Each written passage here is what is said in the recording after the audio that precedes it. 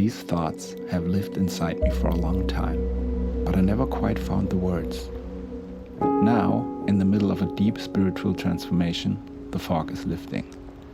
And what once felt like a vague ache finally begins to speak. What I want to say isn't controversial. In fact, I believe everyone born before the year 2000 feels it somewhere in their bones. Art, and music especially, has become heartbreakingly shallow. The decline has been slow, almost imperceptible, like a house quietly rotting from within. In this video, I want to ask, what did we lose, and when did we lose it? Music is everywhere, blaring out of phones, cheap Bluetooth speakers, in the train, on the bus, on the streets. It chases us through supermarkets, elevators, gyms. We are never left to silence. Why? Because the modern mind cannot bear silence. It must constantly bombard itself with sensation. Because in silence, it would have to confront itself, its demons, its fears, its vulnerability. And since we've unlearned that, we've also unlearned how to feel and appreciate music. Real music. Open Spotify. Look at what's being pushed on you. Half of the suggestions are playlists for when you're doing something else. Cleaning, working out, showering. Music is no longer an encounter, it's a background utility. The idea that music could be its own activity doesn't even occur to these services. They manufacture noise, they serve distraction, they push easy gratification. The other half? Just more of what the algorithm thinks you already like. Go to a concert and look around. People aren't listening, they're not even watching. They're filming it through their phones, seeing it through a 6-inch screen, so they can post it on Instagram and make it part of their brand. All surface, no depth. Is anyone even curious anymore what an experience like that could do to them? How could it shape them, stir them, rewire something deep inside? I think they are. Deep down they are. They just don't realize it. Yes, I'm aware I might sound like a boomer. But unlike many boomers, I'm not nostalgic for the 60s. I wouldn't say everything was fine and dandy back then, when their music was all the rage. The problem started way earlier. Like many of the deeper pathologies of modernity, it traces back to the Reformation and the so-called Enlightenment. Up until then, music had one supreme purpose: worship. To glorify God, who is everywhere present in all things, and especially in the church, in the liturgy. Music was a gathering of souls, 1,000 voices forming one body to thank, to praise, to lament, to plead for mercy, to honor the passion of our Lord Jesus Christ. It was vertical, reaching upward to the highest good. Even the Minnesänger of the Middle Ages, singing of carnal love, saw it as one expression of and subject to God's supreme love. Music was prayer. There was no distinction. Even in pagan societies, look at the origins of African music or music in ancient Greece or the Far East. It was always about invoking something greater. That changed when Martin Luther took it upon himself to determine the real meaning of the faith, discarding 1500 years of tradition. Of course, it wasn't just him, but he embodied a broader mindset, one that slowly made the human ego the center of all things, displacing the divine. It's the same mindset that today governs not only music but politics, science, economics, everything. Now we won't get into the full debate about whether science, the arts or technology could have still flourished under a worldview aligned with God. That's a whole other video.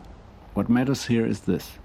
Over time, music's orientation gradually shifted. It lost its axis. Take Johann Sebastian Bach, for instance. He still anchored most of his output in the church, in the Protestant church, mind you. Over 200 cantatas. But he also composed for salons, for entertainment, for the court. And so did his contemporaries. The opera became the cultural zenith of this shift. Music made for drama, not for prayer. Now don't get me wrong, I love much of this music. I love Bach, I love hip-hop, I love electronic and rock and jazz and all of it. I'm not here to denounce styles. I'm here to ask, how did we get to this point? to a time when music has become so hollow, so disenchanted. Because the effects of the Reformation weren't felt immediately. Just as the Protestant churches are disintegrating today after centuries, the effects on music took time to show. But we feel them now. In the 19th century, Romanticism began to turn music inward. Everything became about the artist's personal feelings. By the early 20th century, composers were in a race to push boundaries, to prove who could be the most innovative.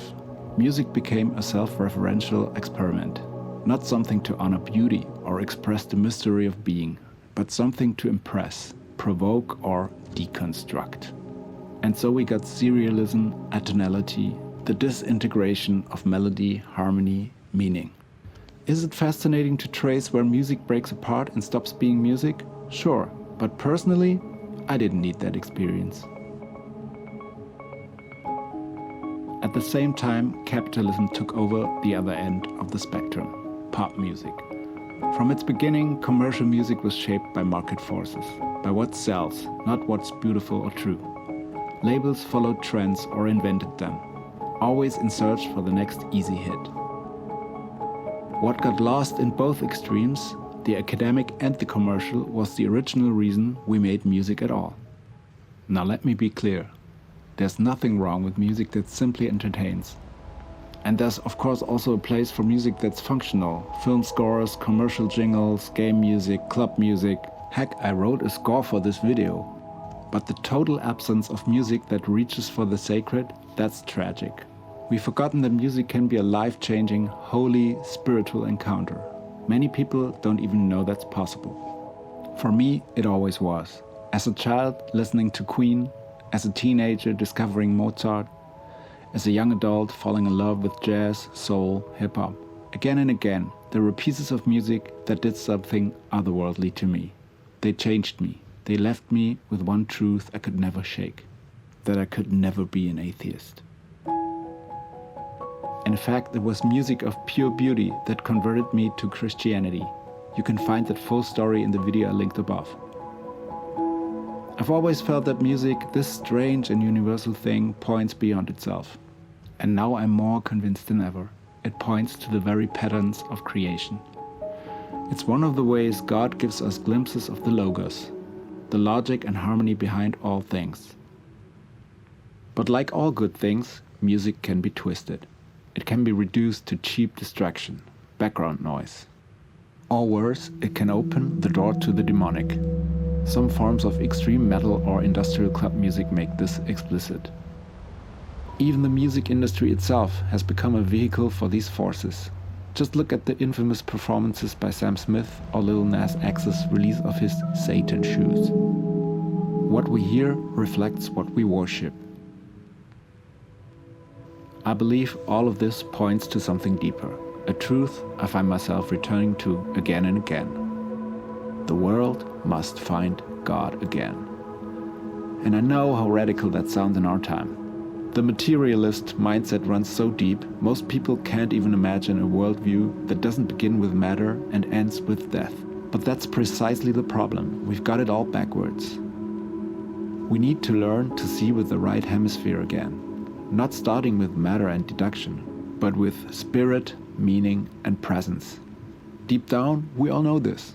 Even when we pretend to be perfectly rational, we live as if love matters more than logic, and beauty more than function. And this spirit hides in beauty, especially in music. It's exactly through music that the presence behind the world often becomes most tangible. As Jonathan Peugeot recently put it, art in its truest form is participation. Participation in the divine, I would add. So let's participate. Let's take time to truly listen, to sit down with a song, not as background noise, but as an act of attention.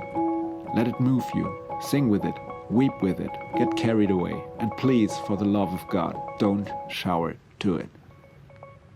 Go further, sit through a symphony, attend a liturgy, sing along with the hymns, see how it changes you, how you think, how you feel, how you love. Because behind the beauty, behind the harmony, stands the Logos himself, the divine word who is love. and He calls us to become love too. Music is one way there. What we hear reflects what we worship.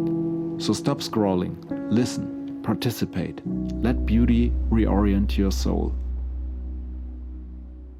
If this resonated with you, like, subscribe and join St. Stephen's Ark in the search for the sacred in sound. And I'll see you all on the next video.